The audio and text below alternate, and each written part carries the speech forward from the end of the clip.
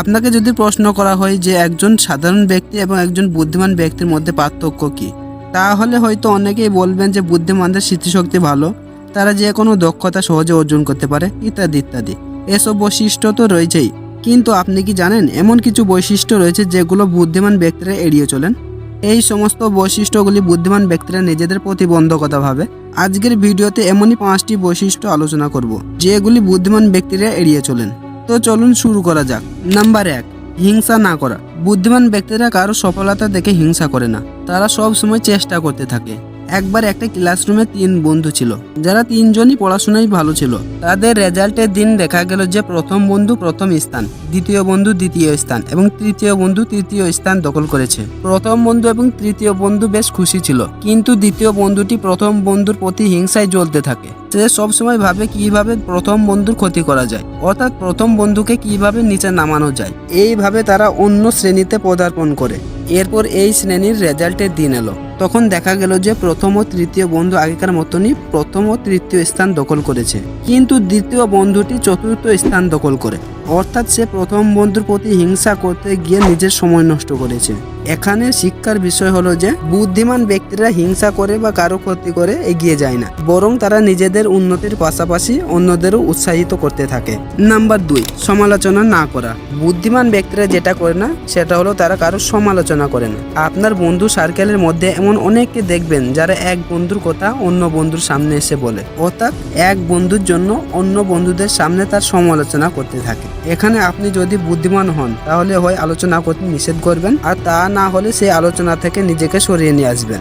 এইরূপ ব্যক্তিদের কাছ থেকে যতটা দূরে থাকা যায় ততটাই আপনার জন্য মঙ্গলকর। সমালোচনা করতে করতে তারা এমন এক পর্যায়ে পৌঁছায় যে তারা সব কিছুতেই নেগেটিভ দেখতে পায়, নেগেটিভ ছাড়া পজিটিভ কিছুই দেখে না। সেটি হতে পারে আপনি কারো উপকার বা সাহায্য করছেন, তাতেও তারা নেগেটিভ কিছু বার করবেই। এই ব্যক্তিরা নিজেদের জীবনের পাশাপাশি অন্যের জীবনও বিস্ময় করে তোলে। তাই সাইকোলজির ভাষায় এই সমস্ত ব্যক্তিকে বলা হয় টক্সিক পিপুল।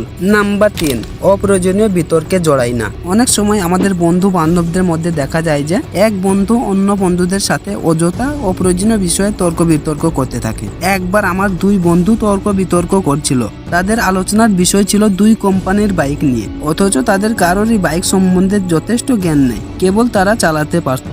তারা যেভাবে তর্ক বিতর্ক করছিল মনে হচ্ছিল তারা 2 বাইক কোম্পানির 2জন মালিক। একজন বুদ্ধিমান ব্যক্তি কখনো এরূপ অযথা তর্ক বিতর্কে জড়ায় না। তারা তর্ক বিতর্ক করলেও সেই সম্বন্ধে তাদের যথেষ্ট জ্ঞান থাকে, আর তর্ক বিতর্ক হয় জ্ঞানের বিষয় নিয়ে। নাম্বার 4, ব্যর্থতা থেকে শিক্ষা না নেওয়া। একজন বুদ্ধিমান ব্যক্তি এবং একজন সাধারণ ব্যক্তির মধ্যে পার্থক্য হলো তাদের মনোভাবের। একই কাজে একজন সাধারণ ব্যক্তি ব্যর্থ হওয়ার পর 2-1বার চেষ্টা করে, তারপর তারা হতাশ হয়ে যায়, কিন্তু একজন বুদ্ধিমান ব্যক্তি ততক্ষণ পর্যন্ত চেষ্টা করতে থাকেন যতক্ষণ না সফলতা আসে। আব্রাহাম লিঙ্কনকে তো চিনেন, তিনি 21 বছর বয়সে ব্যবসায়ী ক্ষতিগ্রস্ত হয়েছিলেন। ঠিক তার পরের বছর আইনসভার নির্বাচনে পরাস্ত হন। 26 বছর বয়সে নিজের স্ত্রীকে হারান।